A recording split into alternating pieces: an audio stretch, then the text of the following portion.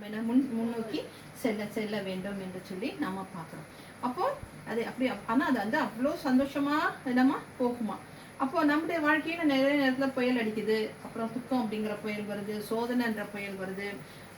நம்ம எபேசியர்ல கூட பார்க்கும்போது பவுல் வந்துட்டு நிறைய புயல் காற்றினால நம்ம பலவித சோதனைகளினால அவர் என்ன செய்யப்பட்டார், தாக்கப்பட்டார் என்று சொல்லி நம்ம பார்க்குறோம். இதெல்லாம் வந்துட்டு ஒரு புயல் தான் அப்படின்னு சொல்லி பார்க்குறோம். அப்போ எல்லாருடைய வாழ்க்கையிலுமே என்ன செய்கிறது, ஒரு புயல் என்ன செய்கிறதா இருக்கிறது, வீசிக்கிட்டே இருக்குதுன்னு சொல்லி பார்க்குறோம். ஆனால் அந்த வீசிக்கிற புயல்ல இருந்து நம்ம என்ன செய்யணும், அந்த பிரச்சனையில இருந்து நம்ம என்ன செய்ய வேண்டும், வெளியே வர வேண்டுமே தவிர அந்த பிரச்சனையை பார்த்துட்டு நம்ம என்ன செய்யக்கூடாது, பின்னோக்கி சென்றுவிடக்கூடாது என்று சொல்லி பார்க்குறோம். அப்போ மற்ற பறவைகள்லாம் என்ன செய்யுது, புயலுக்கு பயந்து எல்லாம் ஓடி ஒளிஞ்சிக்குது. ஆனா ஏன்னா அதுக்கு வந்துட்டு என்ன செய்வாங்க, அந்த பறவைகளுக்குலாம் ஒரு மாம்சத்துக்குரிய சிந்தனை இருந்ததுனால அது என்ன செய்யுது, புயலை பார்த்துட்டு பயந்து போய் ஒளிந்து கொள்கிறது என்று சொல்லி பார்க்கிறோம். ஆனா கழுகின் வழி என்ன செய்கிறது என்று பார்க்கிறோம், பிரச்சனைகளை எல்லாம் மேற்கொண்டு அது மேலே செல்கிறது என்று சொல்லி நம்ம பார்க்கிறோம். இப்போதான் நம்ம என்ன செய்ய முடியும், இப்படிலாம் கடந்து போனா தான் நம்ம அந்த இறுக்கமான வசதிக்குள்ள நம்ம போக முடியும் என்று சொல்லி நம்ம பார்க்கிறோம். சங்கீதம் 34:19 அதான் நான் சொன்னேன், பலத்தினாலும் அல்ல பலத்தினாலும் அல்ல சொன்னேன் இல்லையா. நீதிமானுக்கு வரும் துன்பங்கள் அநேகமாயிருக்கும், நீதிமானுக்கு வரும் துன்பங்கள் அநேகமாயிருக்கும், கர்த்தர் அவைகளில் எல்லாவற்றிலும் நின்று அவரை விடுவிப்பார். நின்று அவர் என்ன செய்வாரா, ஓடிட மாட்டார். நமக்கு துன்பங்கள் வந்தா the Lord's people may suffer a lot but he will always bring them safely to கர்த்தர் நின்று என்று சொல்லி நாம பார்க்கிறோம். அப்ப அந்த நின்று அப்படிங்கிற வார்த்தை, மனிதர்கள் என்ன செய்வாங்க, ஏதாவது நமக்கு பிரச்சனை வரும்போது நம்மளை விட்டு நமக்கு நிறைய நான் இதை பண்ணுவேன் உனக்கு அதெல்லாம் பண்ணுவேன்னு சொல்லி சொல்றாங்க, கடைசியில் விட்டுருப்பேன். ஆனா கர்த்தர் சொல்றார், நீதிமானுக்கு வரும் துன்பங்கள் எப்படி இருக்குமா, அநேகம் என்று சொல்றார். ஆனால் கர்த்தர் நின்று என்ன செய்வாரா, அவர்களுக்காக அவனை விடுவிப்பார் என்று சொல்லி நம்ம பார்க்கிறோம். அப்போ கர்த்தர் நின்று விடுவிக்கணும்னா நம்ம என்ன செய்யணும், முதல்ல காத்திருக்கணும்னு சொன்னேன். என்ன சொன்னேன் இல்லையா, காத்திருக்கணும், அவரோடு கூட பைண்ட் ஆயிருக்கணும், அப்படியே அவரோட கூட இணைந்து இருக்கணும் அப்படின்னு சொல்லி பார்க்குறோம். அப்போ நமக்கு வந்து புது ஸ்ட்ரென்த் கிடைக்குது. அப்புறமா வந்து கழுகை போல நம்ம என்ன செய்ய வேண்டும், மேலே ஏறி போகணும். அதுக்கப்புறம் தான் இனி நாம நடக்கணும், ஓடணும், இதெல்லாம் இருக்குது அப்படின்னு சொல்லி பார்க்குறோம். இந்த கழுகு எப்படி அந்த புயலை கண்டுபிடிச்சி அதை நோக்கி எப்படி போகுது, இந்த கழுகு இருக்கு இல்லையா, புயல் வருவதற்கு முன்னாடியே இந்த புயல் வரப்போகுது அப்படிங்கறத நிறைய சொல்லுவாங்க இல்லையா. இப்ப இந்த சுனாமிலாம் வரும்போது இந்த பறவைங்கள்லாம் முன்கூட்டியே அறிந்து என்ன செய்யுமா, இடம்பெயர்ந்து போகும். இந்த பறவைங்களுக்கெல்லாம் அந்த ஒரு சென்ஸ் இருக்குன்னு சொல்லுவாங்க. அப்படிதான் இந்த ஜப்பான்ல கூட வந்துட்டு ஒரு பெரிய புயல் வரப்போகுது அப்படின்றது, அங்க நிறைய பூனை இருக்கும், ஒரு சின்ன கிராமம் தானே, அவங்களாம் மீன் பிடி வேலை செஞ்சுட்டு இருப்பாங்க. மீன் பிடித்து துறைமுகம் மாதிரி சின்ன துறைமுகம் வச்சுக்கிட்டு படகுகள்லாம் வச்சுக்கிட்டு, துறைமுகம்னா சின்ன போர்ட்டு மாதிரி கப்பல்லாம் வச்சுக்கிட்டு படகுகள்லாம் வச்சு மீன் பிடிச்சு கொண்டு வியாபாரம் செய்யணும். இந்த பூனைங்க எல்லாம் வளர்த்து அந்த கிராமம் ஃபுல்லா நிறைய வீட்டுல எல்லா வீட்லயும் கொடுக்குமா. பூனை வந்து என்ன செய்யுமா, எல்லாம் மேல ஓடிச்சா, மலை மேல ஓடி போயிடு, எல்லாம் நின்றுச்சா.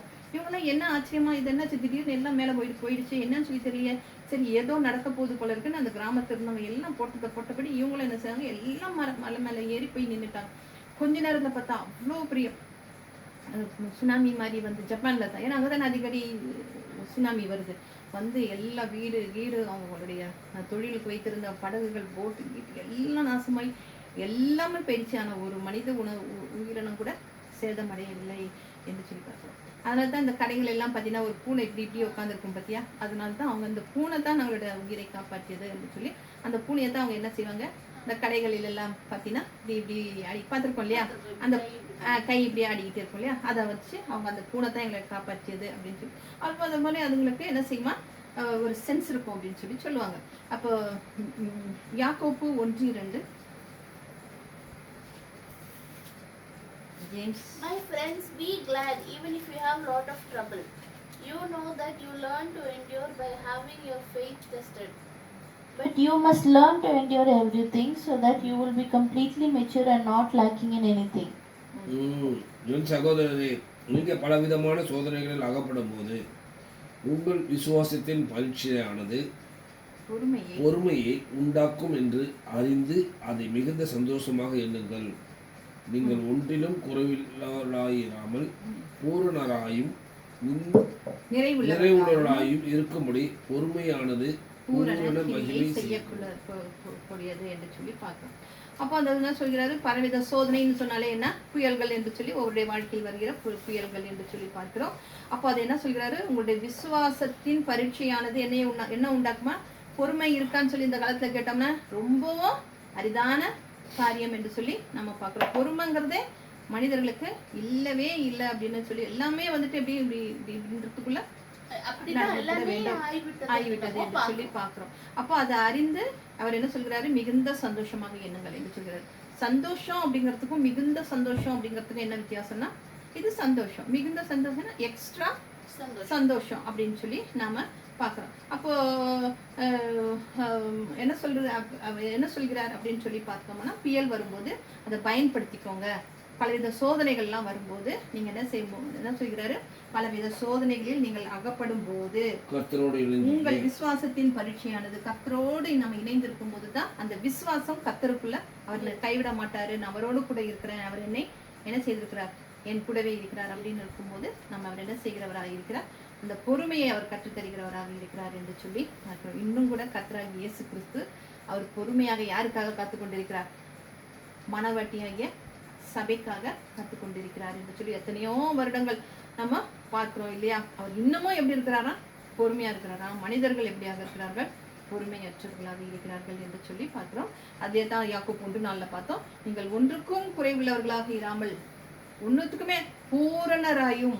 அப்படின்னா பூரணர்னா என்ன, இங்கிலீஷ்ல என்ன போட்டிருந்தது, 4ல பாரு, 1:4ல பூரணராயும். அவர் நம்ம வந்து எப்படியா இருக்க வேணும்னா, நீ பூரணமா இருக்கணும், ஃபுல்லி இல்லையா.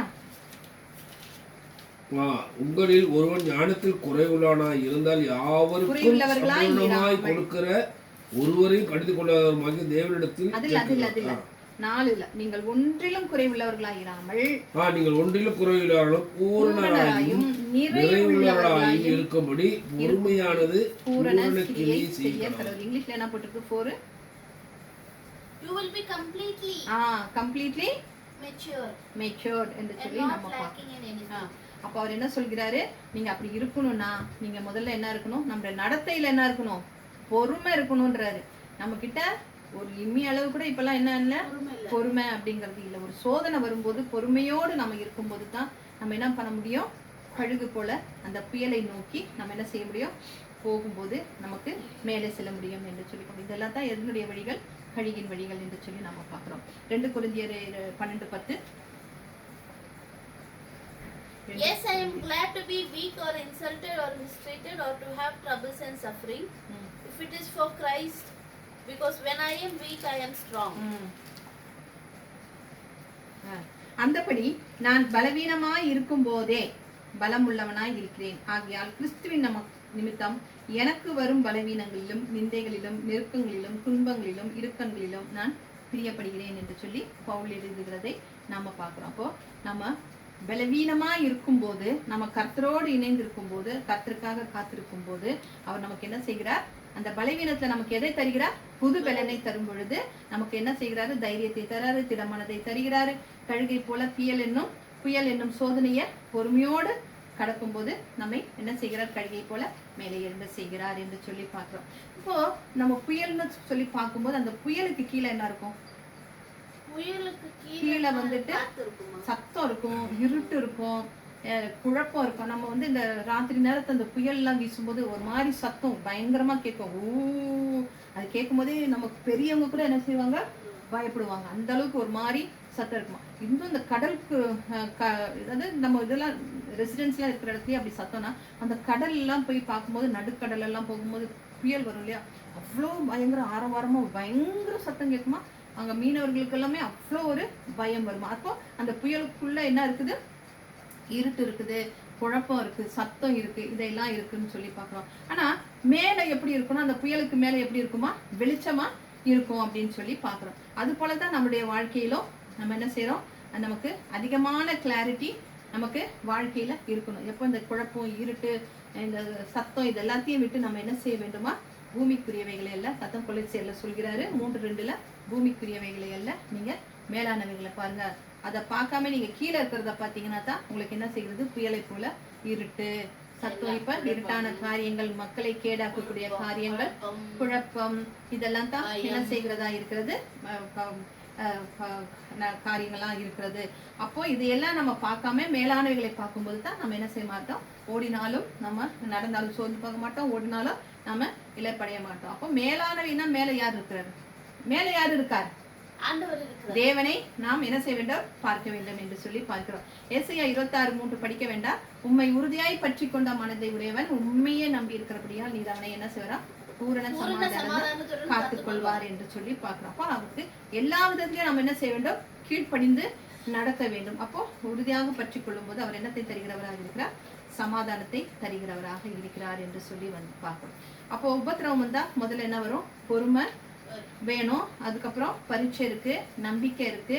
இது எல்லாத்துலயும் நம்ம என்ன செய்ய வேண்டும், மேன்மை பாராட்டணுமே தவிர சும்மா எப்ப பார்த்தாலும் புலம்பிக்கிட்டே இருக்க கூடாது. தேவன் எனக்கு எதாவது இவ்வளவு கஷ்டத்தை கொடுத்தாரு, நான் என்ன அவருக்கு என்ன இது பண்ண, நான் ப்ரேயர் பண்ணலையா, நான் வந்துட்டு உபவாசம் இருக்குல்லையா, நான் ஆராதனை பண்ணலையா அப்படின்ட்டுலாம் நம்ம என்ன செய்யக்கூடாது ஒரு நாளும். அப்போ அவர் என்ன சொல்கிறாரு, தங்கத்தையும் பொண்ணையும் எதுல நான் போட்டு சோதிப்பேன்றாரு, நெருப்புல போட்டு குகையில போட்டு நான் சோதிப்பேன்னு சொல்றேன். அப்போ அப்படி இருக்கும்போது நம்ம அவர் என்ன செய்யறாரு, நம்மளை எப்படி சோதிக்கிறாரு, சோதனையில நீ நம்பிக்கையா இருக்கியா, என்கிட்ட பொறுமையா இருக்கியா, விசுவாசத்தோட இருக்கியான்னு சொல்லி அவர் பார்க்கிறவராக இருக்கிறார் என்று சொல்லி நம்ம பார்க்கிறோம். அப்போ இது எல்லாத்தையும் நாம பார்க்கிறோம். கொஞ்ச நேரம் அப்போ ஏன் அவர் வந்து இதெல்லாம் இருக்கும்போது நீ நடந்தாலும் நீ சோர்ந்து போக மாட்ட, நீ ஓடினாலும் இலைப்படைய மாட்ட அப்படின்னு ஏன் அவர் சொல்கிறாருன்னா, நமக்கு என்ன வேணும், எனர்ஜி வேணும் அப்படின்னு சொல்லி சொல்கிறாரு, ஒரு ஒரு பலன் வேணும் அப்படின்னு சொல்லி சொல்கிறாரு. அதாவது சிலர் வந்து என்ன செய்வாங்க, சுவிசேஷத்தை சொல்றதுக்கு அந்த மலைப்பிரதேசம், அப்புறம் வந்துட்டு கிராமங்கள், அப்புறம் கர்த்தரை பற்றி அறியாத இடங்கள், இங்கெல்லாம் அவங்க என்ன செய்வாங்க, போகிறவர்களாக இருப்பாங்க. சிலர்லாம் அங்கெல்லாம் போக மாட்டாங்க, நான் இங்கே தான் சபையிலே தான் நான் வந்து என்ன செய்வேன், நான் பிரசங்கம் பண்ணுவேன் அப்படின்ட்டு சிலர்லாம் இருப்பாங்க. ஆனால் நிறைய பேர் கர்த்தருக்காக காத்திருக்கிறவங்க, கர்த்தரோடு இணைக்கப்பட்டவங்க என்ன செய்வாங்க, நிறைய இடங்களுக்கெல்லாம் போய் என்ன செய்வாங்க, அவ்வளோ துன்பங்களை சகிச்சு என்ன செய்வாங்க, கர்த்தரை பற்றி சொல்கிறவர்களாக இருப்பார்கள் என்று சொல்லி பார்க்கிறோம். சிலர் வந்து உலக பிரகாரம் என்ன செய்வாங்க, குடும்பத்தை பராமரிக்க ஓடுவாங்க, தங்களுடைய தொழிலை விருத்தி அடைவதற்கு. இப்படியாக எல்லாரும் ஒரு விதத்துல என்ன செய்யிட்டு இருக்காங்க, ஓடிக்கிட்டு தான் இருக்காங்க, நடந்துகிட்டு தான் இருக்காங்க. ஆனா அதுக்கு தேவையான பலனை யார் தருகிறவராக இருக்கிறார் என்று சொல்லி பார்த்தா தேவன் தருகிறவராக இருக்கிறார். சிலர்லாம் பார்க்கும்போது இந்த ரொம்ப தாழ்மையா இருக்கிற இந்த கர்த்தருடைய ஊழியத்தை செய்கிறவங்க எல்லாம் பார்த்தீங்கன்னா வெறும் ஒரு கஞ்சியோ எதையோ ஒன்று குடிச்சிட்டு தான் அவங்க என்ன செய்வாங்க, கர்த்தருடைய பணிக்கு செல்கிறவர்களாக இருப்பார்கள் என்று சொல்லி நாம பார்க்கிறோம். இப்போ நம்ம பழைய ஏற்பாட்டுல பார்க்கும்போது எலியா எப்படி ஓடுறாரு, எதை பார்க்கலாம் வேகமா ஓடுறாரு, எதை பார்க்கலாம், ஆகாப் ராஜா எதுல வர்றாரு, அந்த குதிரை வாகனத்துல வர்றாரு. அந்த குதிரையை பார்க்கலாம் அவர் அவ்வளோ வேகமா ஓடுறாருன்னா அப்ப அவருக்கு எவ்வளவு பெரிய பலனை வந்து தேவன் அவருக்கு கொடுத்திருப்பார் என்று சொல்லி நாம பார்க்கிறோம். 1 ராஜாக்கள் 18:16.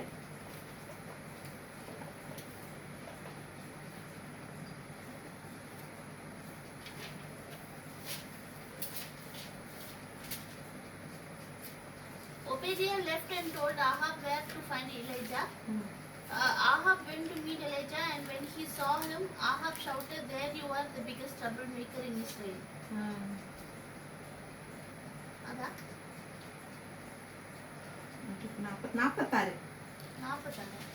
46. கர்த்தருடைய கை எலியாவின் மேல் இருந்ததினால் அவர் the Lord gave him the strength to run all the way to Jezreel.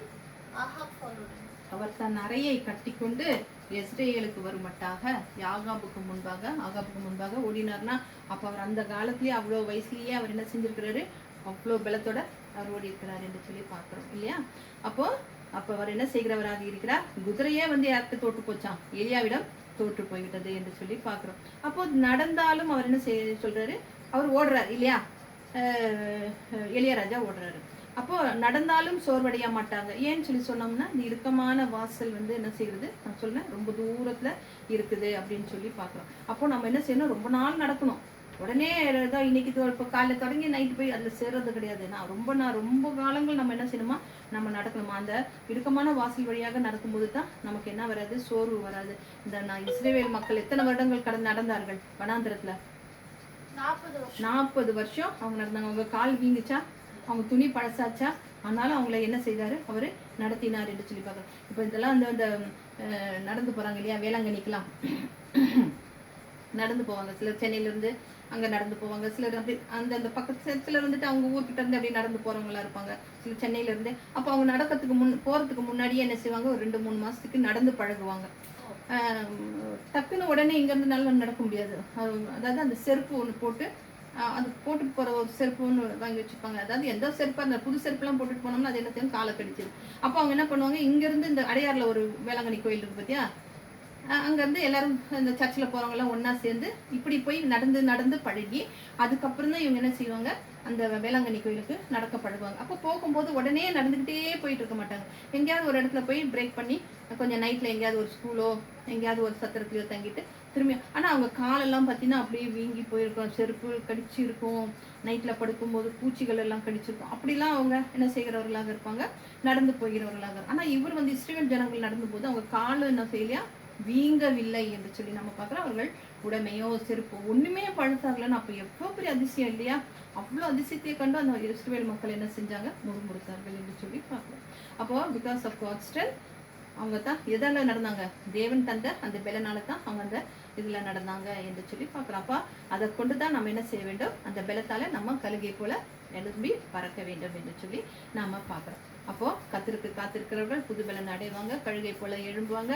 புயல்கள் போன்ற பிரச்சனைகளை பயன்படுத்தி அதுக்கு மேலாக நம்ம உயர்ந்து போவோம். ஓடினாலும் இழைப்படைய மாட்டோம், நடந்தாலும் சோர்வடைய மாட்டோம். இப்போ இதில் நம்ம எங்கே இருக்கிறோம், நம்ம வாழ்க்கையில் நம்ம எந்த இடத்துல இருக்கிறோம், நம்ம இதெல்லாம் தாண்டிட்டோமா, இல்லை இதுக்குள்ளே தான் இருக்கிறோமா, இல்லை தொடங்கவே இல்லையா, ஸ்டார்டிங் பாயிண்டில் தான் இருக்கிறோமா, எப்படி இருக்கிறோம்? இல்லை ஏதாவது பிரச்சனை வந்தால் ஐயோ அப்படின்ட்டு நம்ம நம்மளோட பிரச்சனையை தான் பெருசாக பார்த்துக்கிட்டு உட்காந்துட்டு இருக்கிறோமா? நம்ம இனி அடுத்த நிலைமைக்கு போகணும்னா என்னெல்லாம் நம்ம தாண்ட வேண்டும்னு சொல்லி சொன்னால், நமக்கு 2 மனிதர்கள் இருக்கிறாங்க நமக்குள்ள. ஒன்று பழைய மனுஷன், இன்னொன்று புது மனுஷன்.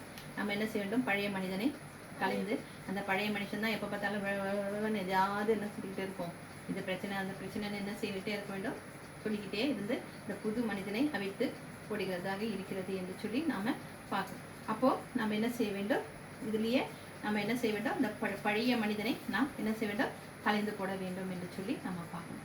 அப்போ நம்ம பழைய மனிதனை கலைந்து போகணும்னா நம்மக்கிட்ட இருக்க ஒரே ஒரு குணத்தை வச்சு நம்ம கண்டுபிடிச்சிடலாம். நம்ம வேறு யாரையாவது பார்த்து எதையாவது பேசுகிறோமா, இப்போ ஒருத்தவங்க இருக்கிறாங்க, சொந்தக்காரங்களே இருக்கிறாங்க, அவங்கள பற்றி நம்ம பின்னால் ஏதாவது புறங்குனாலே நம்ம என்ன எந்த நிலைமையில் இருக்கிறோம், பழைய மனுஷனாக தான் இருக்கணும். நீ ஞானஸ்தானம் பெற்றாலும் சரி, நீ என்ன பண்ணாலும் சரி, நீ அந்நிய பாஷையில் பேசினாலும் சரி, மற்றவங்களை பற்றி நம்ம புறங்கு என்ன சொல்கிறது, காசிப் அவங்கள பற்றி பேசணும் கொண்டோம்னாலே நம்ம பழைய மனிதனாக தான் இருக்கிறோம். ஆனால் நம்ம என்ன சொல்கிறாரு, பழைய மனிதனை கழிந்து போட்டு புது மனிதனை தள்ளி. இந்த கழுகு என்ன செய்யும், தன்னுடைய ஒரு நேரத்துக்கு பிறகு என்ன செய்யும், தன்னுடைய பழைய ரெக்கைகளை எல்லாம் அது என்ன செய்யுமா, கழட்டி போட்டுடும் அப்படின்னு சொல்லி பார்க்குறோம். அப்போது அது பார்க்கும்போது அதனுடைய ரெக்கைகள் எல்லாம் அது என்ன செய்யுமா, உடனே தன்னுடைய அழகாலேயே என்ன செய்யுமா எல்லாத்தையும் குத்தி என்ன செய்யுமா, எடுத்து போட்டுக்குமா. சின்னதாக ஏதாவது இருந்தால் கூட ஒன்றுத்தையும் விடாமல் எல்லாத்தையுமே தன்னுடைய மூக்கால் எல்லாத்தையும் அப்போ அதுக்கு என்ன செய்யுமா, வலிக்குமா. அந்த இறக்கைகளை பிக்கும்போது அதுக்கு வந்துட்டு அதுக்கு வந்து வலி எடுக்குமா. ஆனாலும் அது என்ன செய்யுமா, புது ரெக்கைகள் எல்லாம் வரும்போது இன்னும் பலத்தோட இன்னும் அதிகமாக மேலே எழும்பும் அப்படின்னு சொல்லி நாம பார்க்கணும். அப்போ நமக்குள்ள இருக்கிற அந்த பழைய மனிதன் கலைந்து நமக்குள்ள என்ன வேண்டும், புதிய மனிதன் வரணும். 2 கொரிந்தியர் 4:16. 2 கொரிந்தியர் எழுதிருக்கேனா,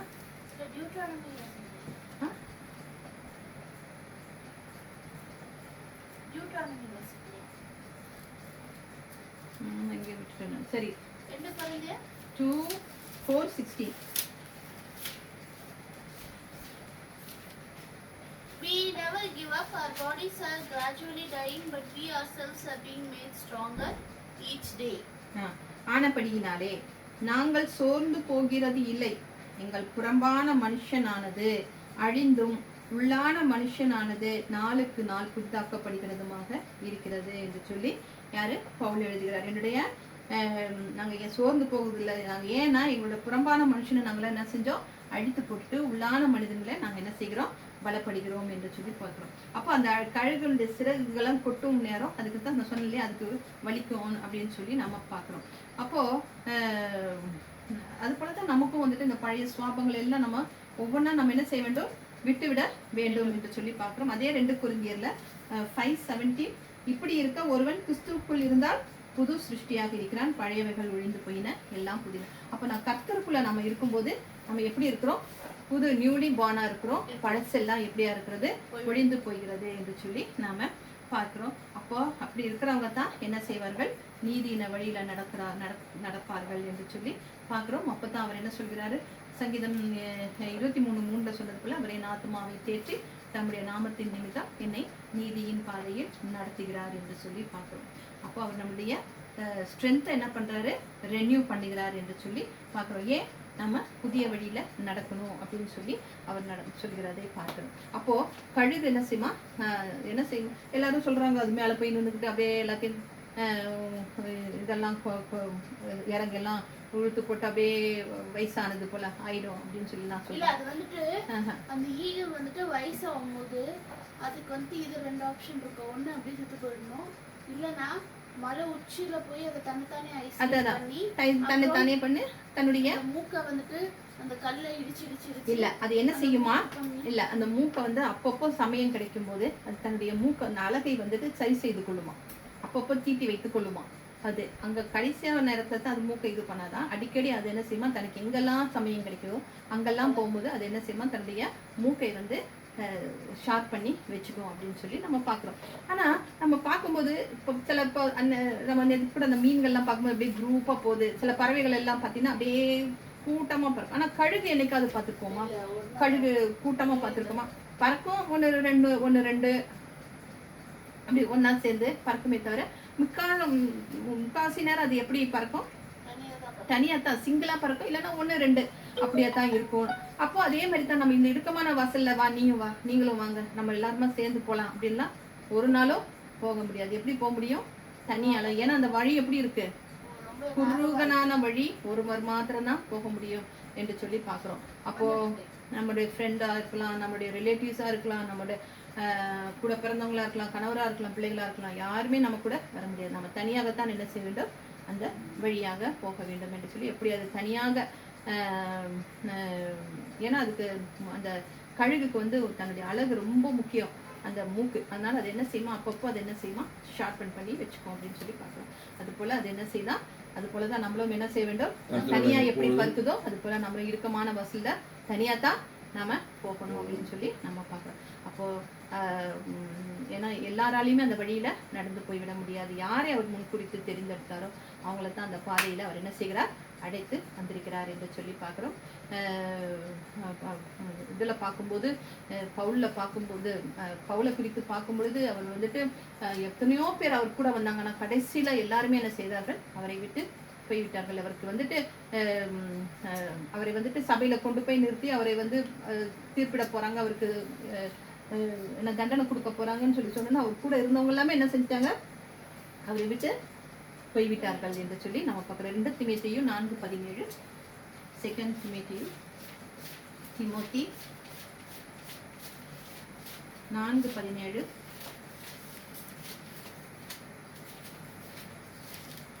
But the Lord stood beside me. He gave me the strength to tell His full message, so that all Gentiles would hear it. I was kept safe from hungry lions. கர்த்தரோ, எனக்கு அதுதான் எனக்கு வந்து சில வார்த்தைகள் எனக்கு ரொம்ப பிடிக்கும். கர்த்தரோ யோசேப்போடு கூட இருந்தார் அப்படின்னு இருக்கும். கர்த்தர் யோசேப்போடு கூட இருந்தார். கர்த்தரோ அப்படின்னும் போது அவர் கூட அவ்வளோ நெருக்கமா இருக்கிறாரு அப்படின்னு இருக்கும்.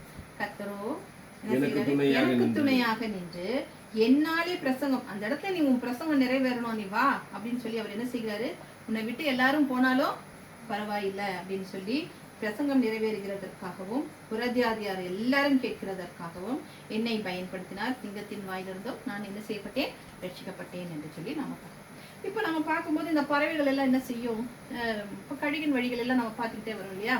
அது எப்படி முதல்ல பறந்தது, அப்புறம் சூடான இடத்துல இருந்து வர இதுல இருந்து பறந்தது, அப்புறம் அதை பயன்படுத்திச்சு, அதுக்கப்புறம் புயலை நோக்கி வந்தது, அப்புறம் தன்னுடைய ரெக்கைகளை எல்லாம் பழசையெல்லாம் கழட்டி போட்டு புது ரெக்கைகளை வந்தாலும் புது பலனை பெறுகிறது. அப்புறம் வந்துட்டு எப்படி தன்னுடைய அலக்கை எப்பவுமே எப்பொழுதும் கூர்மையாக்கி வைத்துக் கொள்கிறது அப்படின்னு சொல்லி பார்த்தோம். இப்போ அது மேலே எழும்புமா அடிச்சுக்கிட்டே இருக்குமா ரெக்கைய பார்த்துருக்கோமா? இல்லை, அது ரெக்கை இப்படியே தான் என்ன செய்யும் இல்லையா, இப்படியே தான் ஸ்ட்ரெச்சபிளா இருக்கும். அப்போ அதுக்கு இயற்கையாகவே இங்க என்ன செய்யப்பட்டிருக்குமோ ஒரு லாக் கொடுக்கப்பட்டிருக்குமா, இந்த ரெக்கைக்கு பின்னாடி ஒரு லாக் இருக்குமா. அது தன்னுடைய சிறகை விருத்தோட அது ஆட்டோமேட்டிக்கா இந்த மாதிரி லாக் ஆயிடுமா. அது கையை இப்படி தான். இப்போ நம்மளால எவ்வளவு நிறுத்திக்கு இந்த கையை இப்படியே வச்சு நிற்க முடியுமா நம்மளால? இங்க நமக்கு வழி இருக்கும். ஆனா அது என்ன செய்யுமா, அவ்வளோ நேரமும் என்ன செய்யுமா, அந்த கையை அப்படியே அந்த லாக் ஆனதுனால அது அப்படியாகத்தான் பறக்குமா. இயற்கையாகவே அதுக்கு வந்து அப்படியான ஒரு கிடைத்திருக்கிறது அப்படின்னு சொல்லி நம்ம பார்க்கிறோம். அப்போ அப்போ அதனாலயும் அது என்ன செய்தா அது அதனாலே அதுக்கு வந்து ஒரு பலனை கிடைக்குது அப்படின்னு சொல்லி நாம பார்க்க ரெக்கையை அதுக்கு வந்துட்டு அந்த ரெக்கையை விரித்து கொண்டு இப்படி இருக்கிறதுக்கு அதுக்கு ஒரு பலனை தருகிறவரா இருக்கிறார் என்று சொல்லி பார்க்கிறோம். அதே போலத்தான் நம்மளும் சத்தியத்துக்குள்ள செல்வதற்கு நம்ம என்ன செய்யணுமா, அது என்ன செய்தால் தன்னை முழுமையாக அப்படி அர்ப்பணித்து அந்த விறகை விரித்து தன்னை முழுமையாக அர்ப்பணித்து செல்கிறது என்று சொல்லி பார்க்கிறோம். அது போலத்தான் நாமளும் என்ன செய்ய வேண்டும், முழுமையான அர்ப்பணிப்பு ஃபுல்லா நம்ம என்ன செய்ய வேண்டும், நம்ம அர்ப்பணித்தால்தான் நம்ம முழுமையாக என்ன செய்ய வேண்டும், மேலே பறக்க முடியும் என்று சொல்லி நம்ம பார்க்கிறோம். அது போலத்தான் இயற்கையிலேயே அதுக்கு லாக் ஆகி அது லாக் ஆனதுமே அது தானே ஆட்டோமேட்டிக்காக அது என்ன செய்யுமா, அதனுடைய ரெக்கை விரிஞ்சிடுமா. அது போலத்தான் அது அசைக்கவும் தேவையில்லை, அப்படியே அதுலயே வச்சுக்கிட்டு என்ன செய்யும், அழகா நம்ம ஏரோப்ளேன்ல கூட உட்காந்துருக்கும் போது பார்த்தோம்னா அந்த ரெக்கையில ஒரே ஒரு இது வண்டி இப்படி இப்படி இப்படி பார்த்தோம்னா அப்படியே இப்படி இப்படி அசைஞ்சிருக்கு. ஆனா மேல போனோன்னே அந்த அளவுக்கு அசையாது. ஆனா கீழே வரும்போது திரும்பி அது என்ன செய்யும், இப்படி அசைஞ்சுக்கிட்டே இருக்கும். அந்த மாதிரி கர்த்தர் இதுக்கும் வந்துட்டு இப்படி ஒரு அற்புதத்தை அவருக்கு கொடுத்திருக்கிறார் என்று சொல்லி பார்க்கணும். இதுக்கு பேர் தான் என்ன செய்யறதுதான் முழுமையான அர்ப்பணிப்பு. நான் என்ன முழுமையா நான் என்ன செஞ்சுட்டேன், அர்ப்பணிச்சுட்டேன் அப்படின்னு சொல்லி. அது கூட தான் நாமளும் நம்ம என்ன செய்யணும், முழுமையாக அர்ப்பணித்து விட வேண்டும் என்று சொல்லி பார்க்கிறோம். எபிரேயர் 10:23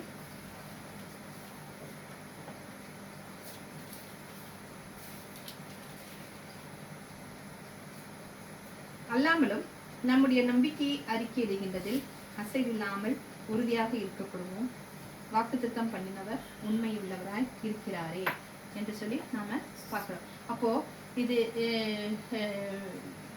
என்ன ஒரு நம்பிக்கை அப்படின்னு சொல்லி பார்த்தோம்னா, நம்மளுடைய நம்பிக்கையை வந்து நம்ம என்ன செய்யணும், அப்படியே உறுதியாக அறிக்கையிடும் போது தான் நம்முடைய அர்ப்பணிப்பு என்ன செய்யப்படுகிறதாக இருக்கிறது, உறுதி செய்யப்படுகிறதாக இருக்கிறது என்று சொல்லி பார்க்கிறோம். அறிக்கை இடுவது அப்படின்னு சொல்லி சொன்னோம்னா என்னன்னு பார்த்தோம்னா, நம்முடைய செயல், நம்முடைய கிரியை, நம்முடைய ஆக்ஷன் எல்லாமே எப்படியா இருக்கணும், கர்த்தரை அறிக்கை செய்வதில் என்ன செய்ய வேண்டும், கிரியேஷன் இது ஆக்ஷன்ல காமிக்கணும். நம்ம என்ன செய்ய வேண்டும், ஆக்ஷன்ல காமிக்கும் போது தான் நம்ம என்ன செய்ய வேண்டும், நம்முடைய நம்பிக்கையை நம்ம அறிக்கை உறுதியா இருக்கணும், அப்படியே ஸ்டெப்பனா இருக்கணும். இல்லை நான் அப்படித்தான் இருப்பேன் அப்படின்னு சொல்லி நம்ம ஸ்டெப்பனா இருக்கணும். அப்போ அப்புறம் அதே போலதான் கழுகு வந்துட்டு ஒரு பொருளை சாப்பிடணும்னு சொல்லி சொன்னா, அது எவ்வளோ தூரத்துல பறந்தாலும் சரி, அவ்வளோ ஹைட்ல இருந்தாலும் ஒரு பொருளை குறி வச்சுச்சுன்னா அது என்ன செய்யுமா, தப்பவே தப்பாது. கரெக்டா ஒரு இடத்துல எல்லாம் எருதுகள் எல்லாம் கும்பலா ஓடுதுன்னு வச்சுக்கோயேன், அதுல ஒரே ஒரு எருதை தான் இது என்ன செய்வோம், குறி வைக்குமா. அப்ப அது குறி வைக்கும் போது கரெக்டா வந்து அதை தான் என்ன செய்யுமா தாக்குமா. தவிர பக்கத்துல போடுறது கொள்றது அதுக்கு வந்து கலர் தெரியுமா, அதுக்கு எல்லா விதமான கலர்களும் தெரியுமா, அதை சொல்றாங்களா அல்ட்ரா வயலட்னு சொல்றாங்களா, அப்படியான ஒரு கண் அதுக்கு வந்து கொடுக்கப்பட்டிருக்கிறது அப்படின்னு சொல்லி நம்ம பார்க்கலாம். அப்போ இந்த கழுகை பார்க்கும்போது அவ்வளோ தொலைநோக்கு பார்வை, எவ்வளோ 4 கிலோமீட்டருக்கு தூரம், 4 கிலோமீட்டர்னு சொன்னா எவ்வளோ தூரம், அவ்வளோ தூரத்துல வந்துட்டு பொருள் இருந்தா கூட அது என்ன செய்யுமா, அது கண்ணுக்கு தெரியுமா, இப்படி இந்த ஆங்கிள்லயும் தெரியுமா, அதே நேரம் இந்த ஆங்கிள் இருக்கிறதும் அது கண்ணுக்கு 2 ஆங்கிள் சைட்ல இருக்கிற ஆங்கிள் இருக்கிறதும் அதுக்கு என்ன செய்யுமா தெரியுமா. அப்போ அந்த மாதிரி தொலைநோக்கு பார்வையும் அதுக்கு சைடு ஆங்கிள்லையும் அதுக்கு பார்க்கக்கூடிய ஒரு தன்மை இருக்கிறது என்று சொல்லி நம்ம பார்க்குறோம். இப்போ நம்ம பார்க்குறோம், ஏன் அப்படி கரெக்டாக அது குறி வச்சு எடுக்குது, குறி வைக்குது கரெக்டாக இதுதான் எனக்கு வேணும். இப்போ நம்ம வந்து ஒரு ஏர்ரோல் விடுறோம்னு வச்சுக்கோ, கரெக்டாக போச்சுன்னா என்ன ஆயிடுது, கரெக்டாக அந்த ஒரு எய்ம் எதில் எய்ம் பண்ணுறோமோ அதில் போய் குறி தப்பிடுச்சுன்னா என்ன அர்த்தம்னு சொல்லி பார்த்தோம்னா அது பாவம் என்று சொல்லி பார்க்கிறோம். என்ன ஒரு குறி தப்பிடுச்சுன்னா பாவம் என்பதற்கு என்ன அர்த்தம்னு சொன்னா ஒரு பொருளை நம்ம எய்ம் பண்ணும்போது அது குறி தப்பிடுச்சுன்னா அது வந்து பாவம் என்று சொல்லி நம்ம பார்க்குறோம். அப்போது நம்மளுடைய குறி எது மேலே இருக்கணும், நம்மளுடைய குறி எது மேலே இருக்கணும், நம்முடைய எய்ம் எது மேலே இருக்கணும் அப்படின்னு சொல்லி பார்ப்போம்னா கர்த்தராகிய இயேசு கிறிஸ்து மேலே நம்ம இருக்கணும். நம்பிக்கையை எபிரேயர் 12:2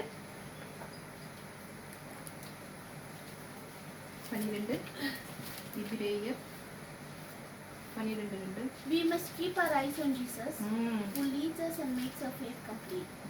He endured the shame of being nailed to a cross because he knew that later on he would be glad that he did. Now அவர் தமக்கு முன் வைத்திருந்த நம்பிக்கையை தொடங்கி சந்தோஷத்தை பொருட்டு அவமானத்தை எண்ணாமல் சிலுவையை சிந்தித்து தேவனுடைய சிங்காசனத்தை வலது புறத்தில் விட்டிருக்கிறார். அவர் நமக்கு வைத்திருந்த சந்தோஷத்தை பொறுத்து நம்பிக்கையை தொடங்கி இயேசுவின் மீது கண்களை நாம் என்ன செய்ய வேண்டும், பதிய வைக்க வேண்டும். நம்பிக்கையை தொடங்குகிறவரும் முடிக்கிறவருமான அவர் மீது நம்ம என்ன செய்ய வேண்டுமா, நம்முடைய கண்களை நாம பதிய வைக்க வேண்டும். எப்படி கழுகானது ஒரே ஒரு பொருள் மீது தன் கண்ணை வச்சுட்டு கரெக்டாக அதை எய்ம் பண்ணுதோ அது போல நாமளும் என்ன செய்ய வேண்டும், நம்முடைய கண்களை வந்து என்ன செய்ய வேண்டுமா, கர்த்தராகிய இயேசு கிறிஸ்துவின் மேலும் மாத்திரம்தான் நம்ம என்ன செய்ய வேண்டும், எய்ம் பண்ண வேண்டும் என்று சொல்லி பார்க்கிறோம். அப்படி இருக்கும்போது தான் என்ன செய்கிறதா இருக்கிறது என்று சொல்லிக்கிறோம். அவர் வந்துட்டு இங்கிலீஷ்ல என்ன போட்டிருக்குன்னா, we do this by keeping our eyes on Jesus, the champion who initiates and perfects our faith அப்படின்னு சொல்லி நம்ம பார்க்குறோம். அப்போ அவர் மீது உள்ள பார்வை விலகினால் என்ன ஆகும், நம்ம கர்த்தராகிய இயேசு கிறிஸ்துவின் மேல் உள்ள பார்வையை நம்ம இந்த பக்கம் அப்படி விலகிட்டோம்னா என்ன செய்யணும்னா பாவம் வந்து நம்மளை ஆட்கொள்ளும் என்று சொல்லி பார்க்குறோம். பேதுரு வந்துட்டு இந்த கடல்ல போகும்போது என்ன செய்யறாரு, இயேசு கிறிஸ்து சொல்கிறாரு நடந்து வா அப்படின்னு சொல்லும்போது அவர் இயேசு கிறிஸ்துவை பார்த்துக்கிட்டே நடக்கும்போது அவர் என்ன செஞ்சாரு, தள்ளாடவே இல்லை, நேரம் போய்கிட்டே இருக்கிறாரு. எப்போ இயேசு இந்த கண்ணை வந்து அவர் எடுத்தாரோ அப்பதான் அவருக்கு என்ன வந்தது, ஒரு பயம் வந்தது என்று சொல்லி நம்ம பார்க்குறோம். அப்போ அதே போல தான் நம்ம என்ன செய்ய வேண்டும், நம்முடைய இயேசு கிறிஸ்து தான் என்ன இருக்கிற விசுவாசத்தின் ஒரு தகப்பனாக இருக்கிறார் என்று சொல்லி பார்க்கிறோம். அவர் மீது நம்ம என்ன செய்ய வேண்டும், கண்களை வைக்கும் போது நம்ம என்ன செய்ய வேண்டும், தேவனிடத்தில் உள்ள உலகத்தில் உள்ள தேவனுடைய மேலானவைகளையே பூமிக்குரியவைகளெல்லாம் மேலானவைகளை நாம் என்ன செய்ய வேண்டும், நாடி தேட வேண்டும் என்று சொல்லி நாம் பார்க்கிறோம். அல்லேலூயா. அது போல தான் நம்ம வந்து அப்பொழுது தான் நம்ம இந்த இறுக்கமான வாசல் வழியாக நம்ம போய் நம்ம நித்திய ஜீவ கிரீடத்தை நம்ம வந்து என்ன செய்ய முடியும், பெற்றுக்கொள்ள முடியும் என்று சொல்லி பார்க்குறோம். நம்ம வந்துட்டு அதிகமாக இந்த உலக பிரகாரமாக நம்மளாம் பார்க்கும்போது இந்த காலத்துலலாம் அதிகமாக மக்கள் வந்துட்டு இந்த கையில் ஒரு ஃபோனை வச்சுக்கிட்டு என்ன செய்கிறார்கள், நிறைய அதிக நேரம் அதில் தான் என்ன செய்கிறார்களாக இருக்கிறார்கள், செலவிடுகிறார்களாக இருக்கிறார்கள் என்று சொல்லி பார்க்க போனோம்னா இந்த ரீல்ஸில் தான் இப்போ வந்து என்ன செய்தான், உலகமே என்ன செய்தான் அதிகமாக தன்னுடைய காரியங்களை செலவழித்து. ஏன்னா ரீல்ஸ் அப்படிங்கிறது என்ன செய்யுமா, நம்முடைய மூளையை வந்து ரொம்ப பாதிக்குமா. ஏன்னா நம்மளுடைய மூளையில வந்து ஒரு திரவம் சுரக்கும்னு சொல்லுவாங்க, டோப்பமைன் இல்லை டோப்பமைன் வந்துட்டு அது என்ன செய்யுமா, ரீல்ஸை பார்க்கும்போது அதிகமாக சுரக்குமா. அது எவ்வளோ சுரக்குமானா, ஒரு கல் குடிச்சா போதை வரும் இல்லையா,